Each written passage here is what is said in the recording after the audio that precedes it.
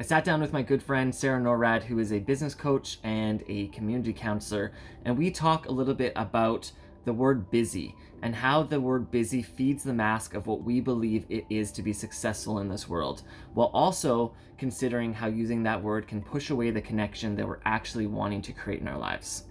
We also talk about overcoming our inner critic and dealing with our shadow, and Sarah shares some amazing wisdom that I'm excited for you guys to hear. I'm so busy. Maybe that more meant like I was tired, and I'm feeling stressed. But I would use the word busy, which then kind of, I feel, would then signal to people that I didn't have space to hang out or for connection. And I noticed this pattern like a long time ago. So I've been working on why do I need to show up as busy? Like, what is because I think sometimes we use these words because we feel like they make us look like in a certain light, like successful people are busy. So if I'm seen as being busy, that's a good thing. But if I'm seen as being tired, that's not a great descriptor. Do you know what I mean? So it felt like there's like more of a powerful word in busy, but at the same time using that word then changes the outcome. When we use the word busy, it's likely that others will hear that as you don't have time to connect and your schedule is full. Getting more clear with our language is going to open up more support and connection in our lives in all ways. I've been guilty of using the word busy in my past, and in full transparency, I felt really busy, but really what I was feeling on a deeper level and on a more vulnerable level was overwhelm. So if I can be more clear with my language and let others know that I'm feeling overwhelmed and I'm in need of support or I'm in need of space, I'm much more able to create what it is I'm actually needing in that moment instead of pushing away connection. I guess when I speak of being busy, my goal is not to push away connection. I think if I were to get really clear on the language, it's looking for compassion and just understanding. Like I'm feeling really overwhelmed right now, and I'm having a hard time managing everything on my plate. But know that I really want to connect with you, and when I connect with you, I feel a lot more at ease, and it's nice to like let go of the busy and just be present right now. Well, it's really interesting too, even just with the word overwhelm. Like overwhelm was almost like asking for help in some ways, right? If you use the word overwhelm, somebody is going to be like, oh wow, they might need some support. They might need a friend to just hang out with, or nourish them, or give them a back rub, or go for a coffee, something, so that they can calm down and feel okay again. So it's very different than me saying I'm busy, right? And I think that has the nature of the word is totally different and derives a different outcome. Recently, what I've been really thinking about that word busy, or like even full. I'm like, I don't like the word full even, because that means full is like there's no room. Right. I'm stuffed. It doesn't feel, and almost full is like it doesn't feel good. I don't feel good when I'm really full, like even just with eating, right? And so I've been saying lately, it's really abundant. My schedule is really abundant right now. So what I'm hearing is that you have a lot of time to connect in your schedule. Yeah, right? Like it's like, and that you're on purpose. And then I'm on purpose. And then it's like really good, right? There's like lots of stuff in my schedule, but it's providing me with joy and money and, whatever the things that are abundant for me. By communicating that we're feeling overwhelmed or communicating our need for space, we're opening up the space for connection much more than by saying we're busy.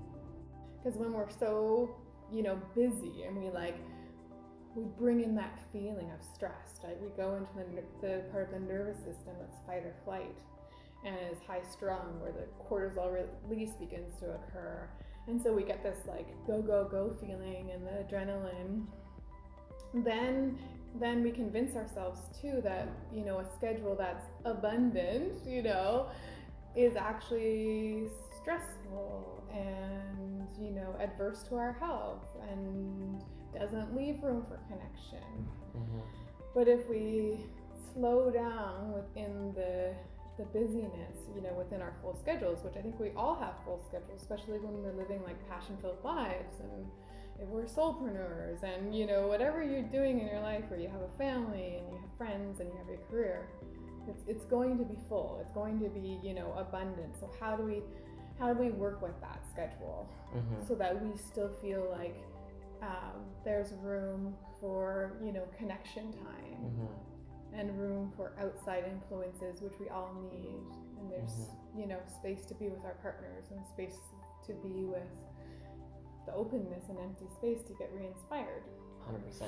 Yeah, I've been in stages before where I am in that go busy mindset, and then I'm not making the time to connect, and then I hit burnout much quicker. Right. Whereas if I can just pause, let go of the idea that I'm too busy to connect, make that time to connect, the next day my cup is so much more full in order for me to go live my busy life that it's not as taxing. Totally. I know in the past, I guess it was probably coming from a place of not being able to speak my truth as well as I am now. Saying I'm busy was an easy way to deflect the connection that I maybe wasn't as interested in. So it's just easy that I'm busy. Yeah. Whereas now I'm not feeling drawn to connect right now, or I'm really burnt out right now and I actually need some space, but know that I want to connect with you, and I'll reach out in a week when I fill my own cup. Right. Even when we think we're being super clear with our language, there's so much room for interpretation from the other person we're speaking with. So reflecting back what we've heard and asking the other person to reflect back what they've heard us say is a powerful tool in getting really clear with what each other is trying to get across. I always feel like I'm being as clear as I can, but then through the mirroring process with other people and they mirror back what they think they heard from me, I'm like, oh no, that's not what I meant. Like you're kind of clear on this, but we're pretty off on this. And it can take a couple going back and forth with the mirroring process to actually get super clear on the language and clean up what's actually being said. Right. Speaking of getting clear on our language, it's also really great to get clear on our thoughts and which thoughts are actually ours and which are our inner critics, because the voice and language of the inner critic is not always the most loving and supportive, is it? For that, the process of realizing what the inner critic is and not letting it sabotage, first you have to realize what's happening. Like having the awareness that thought is not you. Yeah, exactly. And having the awareness that, why am I keeping myself small? Getting curious, yeah. It's like, we can be like, I want to do all of these things, but I'm not ready yet. I want to do this and I want to do that, but in a few years. It's like, well, because why? Why wouldn't you just do it now? You know, and sometimes there's very like real reasons, you know, maybe there's a financial, maybe there's a family commitment, maybe there's a health thing going on. But if there's not those things, and sometimes those things are a good excuse too, oftentimes it's the story that we're telling ourselves inside. And that inner critic that steps in and tells us that, you know, you're not ready to do this. You're not good enough yet to do this. You're not pure enough yet to do this. You know, you're not smart enough, whatever it's going to say. If this is the first you're hearing about having awareness over your thoughts and not everything you think is your thought, then there's ways that you can start to create the awareness around these thought injections. So instead of reacting to things that are happening, instead of identifying with, you know, all the thoughts and the stories that come through your mind and body, you start to just see it more so as like a film, you know, a movie that's happening, a movie that's moving through you, or like the weather. When you can detach a little bit and pause and take a breath and witness what's happening, you start to build a little bit of space between the emotions and the thoughts. So as Sarah said, creating a witness consciousness is one of the best ways to combat the inner critic. Creating an intentional space of stillness, such as meditation, will allow you to create the awareness that these thoughts are not yours, and that these thoughts, this inner critic, is trying to make you play small. Like, of course they're going to catch you off guard, and they're going to come up when you're leaning into bigger and bigger things. But the more we can disidentify from them and watch them with a witness consciousness, and realizing, coming back again and again, that at the core of who we are is good, and coming back to that heart-centered alignment, then the quicker and the less convinced we become of the inner critic. I see the inner critic, I voice that as the shadow, my shadow. Okay. And I too will feel the shadow come up as I'm trying to play bigger in life, and my shadow just wants nothing more than for me to play small. And so I have this practice where I visualize like pulling the shadow from behind me and bringing it beside me. Not in front of me because I don't want it leading the way either, but Right. beside me, and using it as an ally.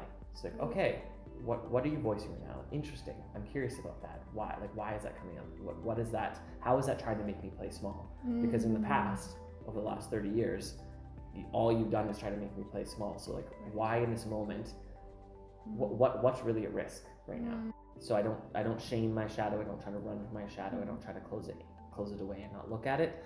I just let it sit beside me. It's not going to call the shots, but I'm going to get curious as to what those thought injections are, and how can I learn from them and not allow them to take over. The voice of the inner critic is not you. You are the awareness that is hearing the inner critic talk, and you have the choice to give into it or overcome it.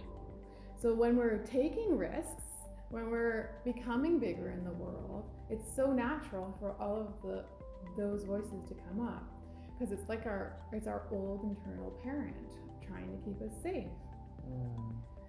So when you said, you don't shame it, right? It's a natural intelligence. It's an old intelligence that we developed. So like, I love that, how you said, like, bring it beside us. When we welcome it beside us, we can work on healing the parts of ourselves too that are frightened.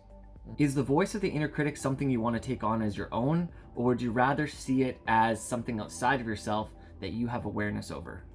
Instantly changing the space so that my vibration and my thoughts can change is essential. Because if I have that thought process while I'm sitting down on the couch, that thought process is going to be really hard for me to break out of. So leaving the couch, getting outside, getting some fresh air, doing some breath work, it's going to instantly transform that thought process. This is not my thought. I'm not allowing you to take over. I'm curious, but I'm going to take a break from this perspective that you're offering me right now, and see how that transmutes from the space.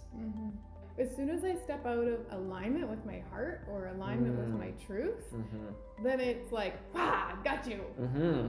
Because it's like, then I don't remember my truth. I don't remember why I'm doing all the things that I'm doing. I don't remember that, oh yeah, my intention for this is really good. And my intention is for expansion and to support, the expansion of this planet. So of course, when I come back to that knowing, it's like the inner critic and the shadow doesn't have anything on that.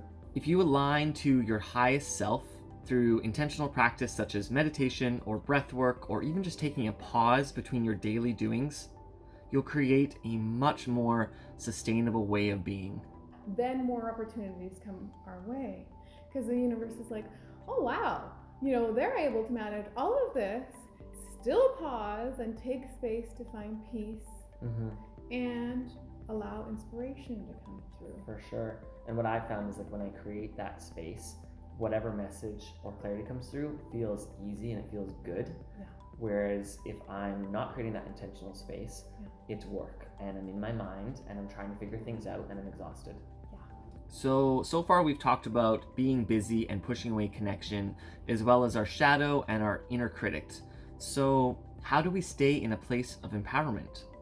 I believe, true success is being able to do all of this and feel well. Like, that is a good ideal. I think it can't always be so, of course. There's going to be other things, and if we're dealing with, mental health stuff or chronic illness or whatever it is, there's going to be ups and downs. But internally, like, I always feel like we can work with our internal world, even if we can't always change what's outside of us. So, what I teach so often with clients and work within myself is coming back to practices that align us over and over again with that empowered place. So I'm curious, what brings you into a place of empowerment? How do you overcome your inner critic? What intentional space are you creating for yourself on a daily basis? I really appreciate you guys taking your time to watch this video. If you got value or if you have any questions, please leave a comment in the comment section, like the video, subscribe. All this engagement helps me to grow my channel, and I'm really passionate about getting this kind of content out onto YouTube. So every little action you take does not go unnoticed, and I thank you for that.